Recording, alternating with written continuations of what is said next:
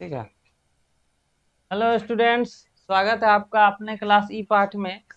तो हम लोग जो है रासायनिक अभिक्रिया एवं समीकरण पाठ पढ़ रहे थे। तो अपने पाठ पर आने से पहले जो है एक हमारे बहुत बड़े खिलाड़ी हैं, उनका कुछ वक्तव्य है, उन पर हम लोग ध्यान देने का कोशिश करेंगे। तो लाइन कुछ इस तरह से दिया गया है कि अपने भरोसे से हर शंका को हराया जा सकता है। ये हमारे देश के सबसे बड़े गेंदबाज हैं। इनका नाम सभी लोग जान रहे हैं, Jasprit Bumrah. Boom boom Bumrah.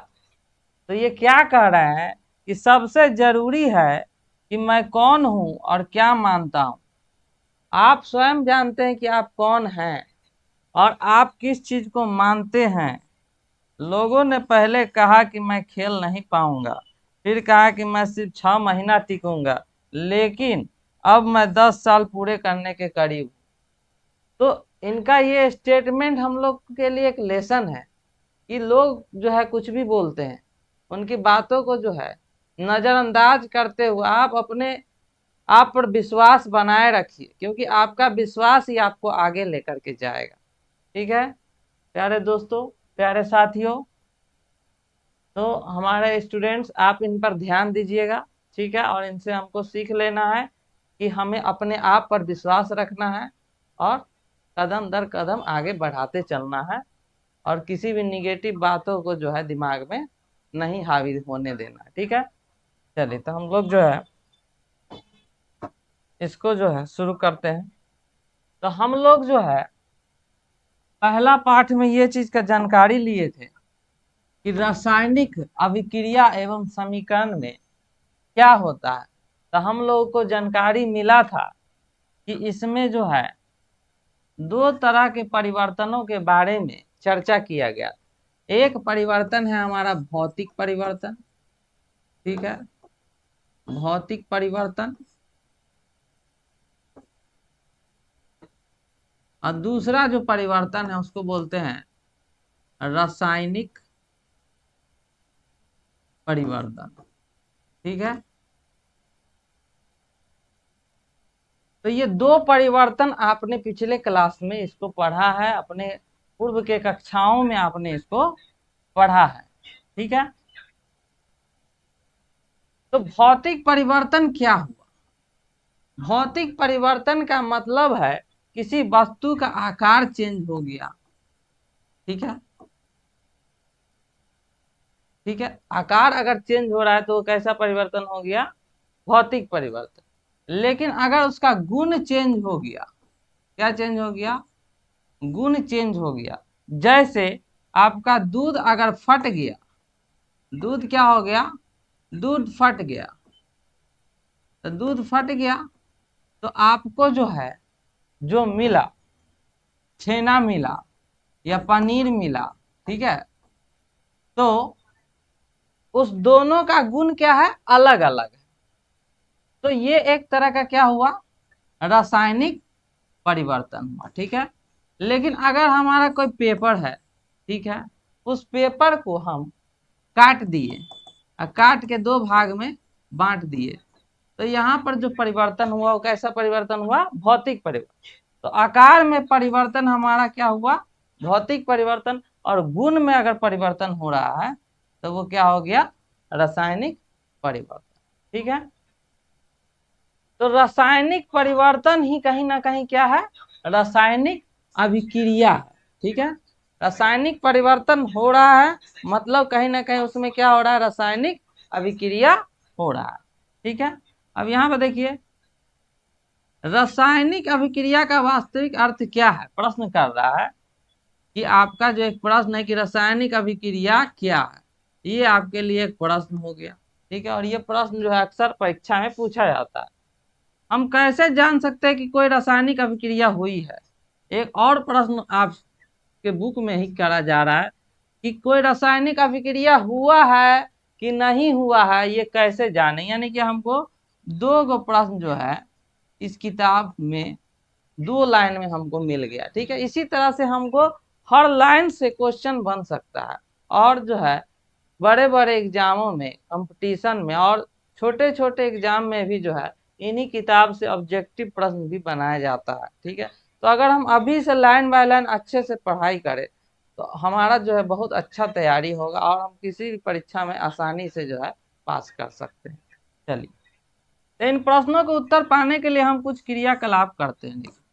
Generally क्या होता है कि लोग क्रियाकलाप को छोड़ देते हैं, एक्टिविटी को छोड़ देते हैं, लेकिन एक्टिविटी जो है समझ को डेवलप करने के लिए बहुत जरूरी है। जब तक एक्टिविटी को समझेंगे नहीं तब तक हमारा समझ जो है विकसित नहीं होगा। तो हम लोग एक्टिविटी को देखेंगे।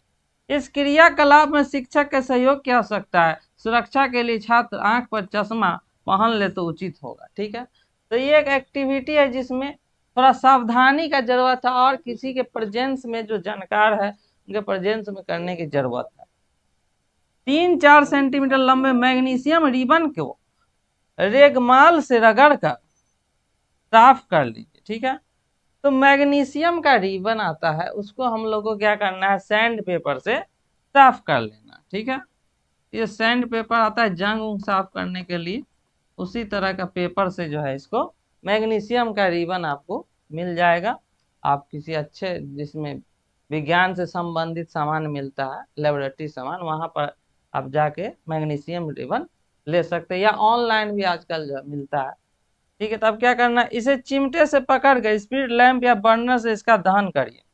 तो जब आप इसको पकड़ लीजिएगा कोई चिमटा से और उसके बाद क्या करिएगा? इसको जलाइएगा।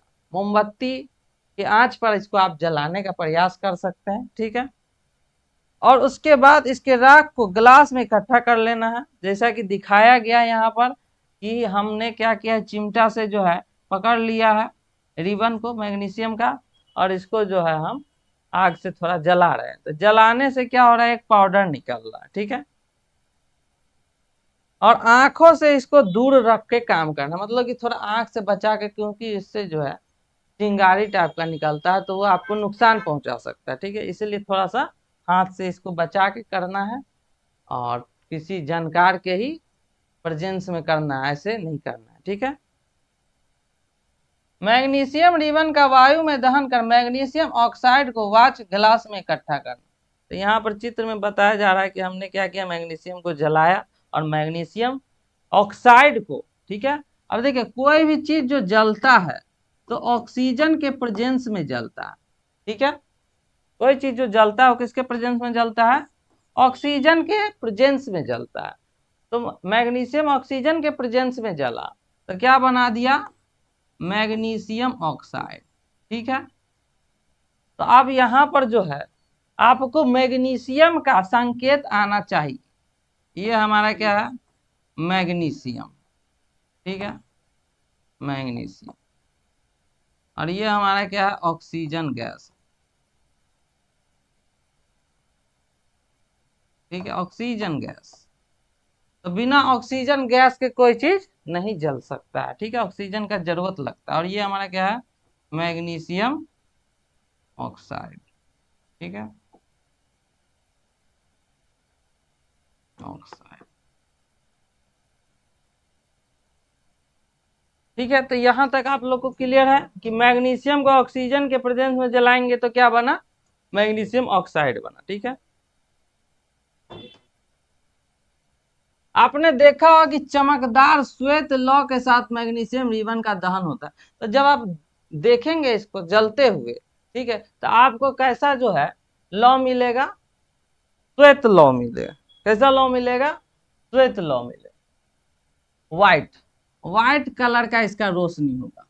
इसका कैसा रोशनी होगा? व्हाइट रोशनी। ठीक है, व्हाइट फ्लेम होगा कैसा।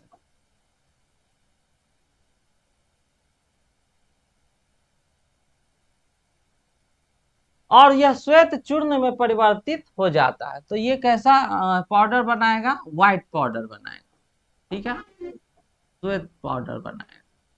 ठीक है, यह मैग्नीशियम ऑक्साइड का चूर्ण है और वायु में उपस्थित ऑक्सीजन तथा मैग्नीशियम के बीच होने वाले अभिक्रिया के कारण यह बनता है। ठीक है, तो कैसे ये बना है? हम लोग ने देखा कि मैग्नीशियम ऑक्साइड जो है ऑक्सीजन और मैग्नीशियम के बीच होने वाली अभिक्रिया के कारण यह बनता है। तो यहाँ पर क्या हुआ? रासायनिक अभिक्रिया हुआ। किसके किसके बीच में हुआ? तो मैग्नीशियम और ऑक्सीजन के बीच में हुआ। तो क्या बना? मैग्नीशियम ऑक्साइड बना। ठीक है, तो ये एक्टिविटी समझ गए। अब उसी तरह से जो है हमारा दो और क्रियाकलाप है, इसको भी हम लोग समझेंगे। एक परख नली में लेड नाइट्रेट का घोल लीजिए, ठीक है, इसमें पोटेशियम आयोडाइड का घोल मिला दीजिए। ठीक है, तो क्या लेना है? एक परख नली लेना है, इसमें सीसा या नाइट्रेट का घोल लेना है और इसमें पोटेशियम आयोडाइड का घोल मिला देना है। तब यहाँ पर क्या मिला इसको भी देखना है। उसके बाद क्या बोल रहा है? एक शंक्वाकार फ्लास्क या परख नली में कुछ दानेदार जिंक लीजिए, इसमें तनु हाइड्रोक्लोरिक अम्ल या सल्फ्यूरिक अम्ल मिला दीजिए। ठीक है, अब देखिए इसमें बोला अम्ल का इस्तेमाल सावधानी से करिए। एसिड जो होता है बहुत डेंजरस होता है, इसलिए जब भी एसिड का प्रयोग होता है खास करके ये हाइड्रोक्लोरिक और सल्फ्यूरिक अम्ल, ये जो है ना बहुत खतरनाक अम्ल माना जाता है। ठीक है, तो इनका इस्तेमाल बहुत सावधानी से होना चाहिए और किसी अच्छे जानकार के प्रेजेंस में होना चाहिए। क्या जस्ते के दानों के आसपास कुछ होता दिखाई दे रहा है? शंक्वाकार फ्लास्क या परख नली को स्पर्श कीजिए, क्या इसके तापमान में कोई परिवर्तन हुआ?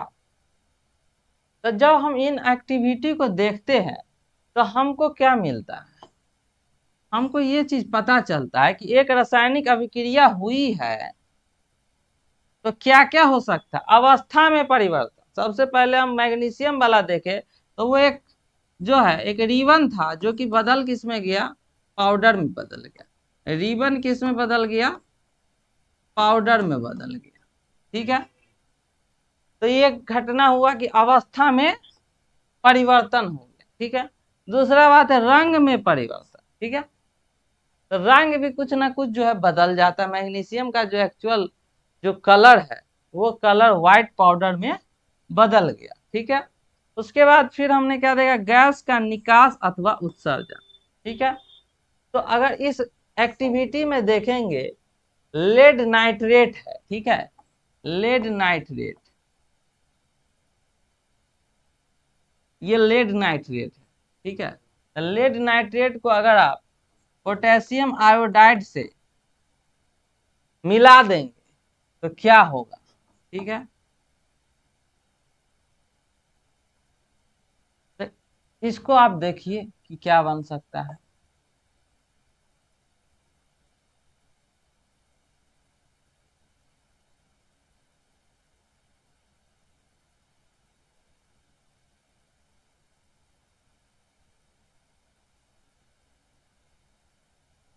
ठीक है, तो इसको थोड़ा सा देखते हैं, इसको थोड़ा सा जानकारी इसमें हमको नहीं ध्यान में आ रहा है, इसको हम बाद में।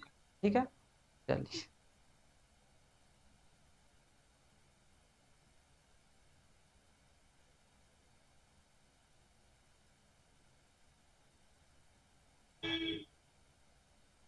और एक और चीज होगा आपका, क्या होगा? तापमान में परिवर्तन होगा। ठीक है, तो कोई रासायनिक अभिक्रिया हुआ है तो इसमें हमारा जो है क्या क्या हो जाएगा?